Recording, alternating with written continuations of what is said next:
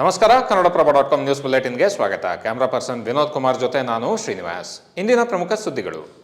BBMP ಮುಖ್ಯ ಆಯುಕ್ತರ ಕಚೇರಿ ಮೇಲೆ ಜಾರಿ ನಿರ್ದೇಶನಾಲಯದ ಅಧಿಕಾರಿಗಳು ಇಂದು ದಾಳಿ ನಡೆಸಿದ್ದಾರೆ.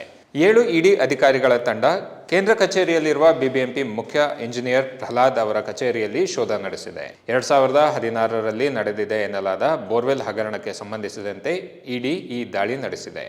ಬೆಂಗಳೂರಿನಲ್ಲಿ ಬಿಬಿಎಂಪಿ ಕೊರೆಸಿದ್ದ ಬೋರ್ವೆಲ್ ವ್ಯವಹಾರದಲ್ಲಿ 960 ಕೋಟಿ ರೂಪಾಯಿ ಅವ್ಯವಹಾರ ನಡೆದಿದೆ ಎಂಬ ಆರೋಪ ಕೇಳಿಬಂದಿತ್ತು. ಈ ಹಗರಣಕ್ಕೆ ಸಂಬಂಧಿಸಿದಂತೆ ತನಿಖೆ ನಡೆದಿತ್ತು. ಇದೇ ಅವಧಿಯಲ್ಲಿ ಕ್ಷೇತ್ರದಲ್ಲಿ ಕೆಲಸ ಮಾಡಿದ ಎಇಇಗಳನ್ನು ವಿಚಾರಣೆ ನಡೆಸಲಾಗಿದೆ ಎಂಬ ಮಾಹಿತಿ ಲಭ್ಯವಾಗಿದೆ. ಬಿಜೆಪಿ ಮುಖಂಡ ಎನ್ಆರ್ ರಮೇಶ್ ಈ ಹಗರಣದ ಕುರಿತಂತೆ ಪ್ರಸ್ತಾಪಿಸಿ ದೂರು ನೀಡಿದ್ದರು. ಅವರ ದೂರಿನ ಆಧಾರದ ಮೇಲೆ ಇಡಿ ಬಿಬಿಎಂಪಿ ಮೇಲೆ ದಾಳಿ ನಡೆಸಿದೆ. ಶ್ರೀ ಕ್ಷೇತ್ರ ಧರ್ಮಸ್ಥಳದಲ್ಲಿ ದೇವರ ದರ್ಶನಕ್ಕಾಗಿ ಸರತಿ ಸಾಲಿನಲ್ಲಿ ನಿಲ್ಲುವ ಭಕ್ತರ ಅನುಕೂಲಕ್ಕಾಗಿ ನಿರ್ಮಿಸಿರುವ ಹೊಸ ಸಂಕೀರ್ಣ ಶ್ರೀ ಸಾನ್ನಿಧ್ಯವನ್ನು ಉಪರಾಷ್ಟ್ರಪತಿ ಜಗದೀಪ್ ಧನ್ಕರ್ ಇಂದು ಉದ್ಘಾಟಿಸಿದ್ದಾರೆ. 2.75 ಲಕ್ಷ ಚದರ ಅಡಿ ವಿಸ್ತೀರ್ಣದ ಸಂಕೀರ್ಣ 2 ಅಂತಸ್ತು ಹೊಂದಿದ್ದು ಅತ್ಯಾಧುನಿಕ ತಂತ್ರಜ್ಞಾನ ಬಳಸಿ ಭಕ್ತರ ಅನುಕೂಲಕ್ಕೆ ಸೌಲಭ್ಯಗಳನ್ನು ಕಲ್ಪಿಸಲಾಗಿದೆ. 16 ವಿಶಾಲ ಸಭಾಭವನಗಳಲ್ಲಿ ಭಕ್ತರು ವಿಶ್ರಾಂತಿ ಪಡೆಯಬಹುದಾಗಿದೆ. ಪ್ರತಿ ಸಭಾಭವನದಲ್ಲಿ 800 ಮಂದಿ ವಿಶ್ರಾಂತಿ ಪಡೆದುಕೊಳ್ಳಲು ಅವಕಾಶವಿದೆ.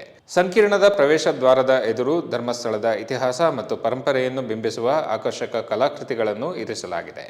ಸಂಕೀರ್ಣ ಉದ್ಘಾಟಿಸಿ ಮಾತನಾಡಿರುವ ಜಗದೀಪ್ ಧನ್ಕರ್, ಸಮಾನತೆ ತತ್ವದಡಿ ಧರ್ಮಸ್ಥಳ ಕಾರ್ಯನಿರ್ವಹಿಸುತ್ತಿದೆ ಎಂದು ಬಣ್ಣಿಸಿದ್ದಾರೆ.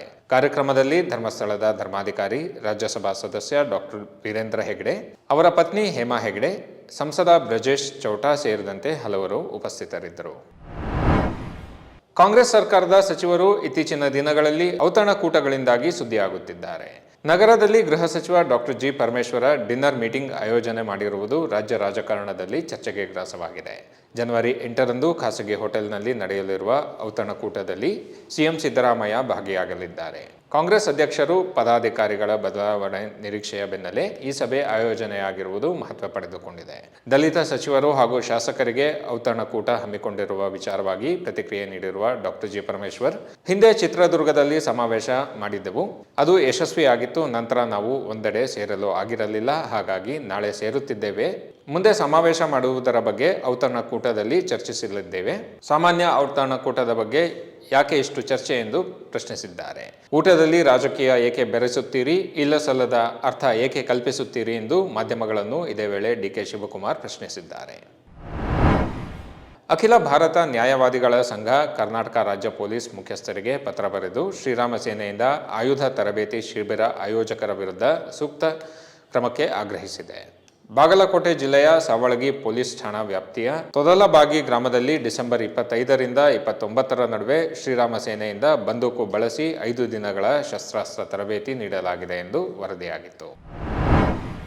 ಚಿಕ್ಕಮಗಳೂರು, ಉಡುಪಿ ಮತ್ತು ಶಿವಮೊಗ್ಗ ಜಿಲ್ಲೆಗಳಲ್ಲಿ ಕಳೆದ ಕೆಲವು ದಶಕಗಳಿಂದ ಹೋರಾಟ ನಡೆಸುತ್ತಿದ್ದ ನಕ್ಸಲೀಯರು ನಾಳೆ ಸರ್ಕಾರಕ್ಕೆ ಶರಣಾಗಲಿದ್ದಾರೆ. ಸರ್ಕಾರದ ಮುಂದೆ ಶರಣಾಗುವ ಮೊದಲು 6 ಮಂದಿ ನಕ್ಸಲೀಯರು ಕೆಲವು ಬೇಡಿಕೆಗಳನ್ನು ಇಟ್ಟಿದ್ದು ಕಾಲಮಿತಿಯೊಳಗೆ ಈಡೇರಿಸಬೇಕೆಂದು ಕೋರಿದ್ದಾರೆ.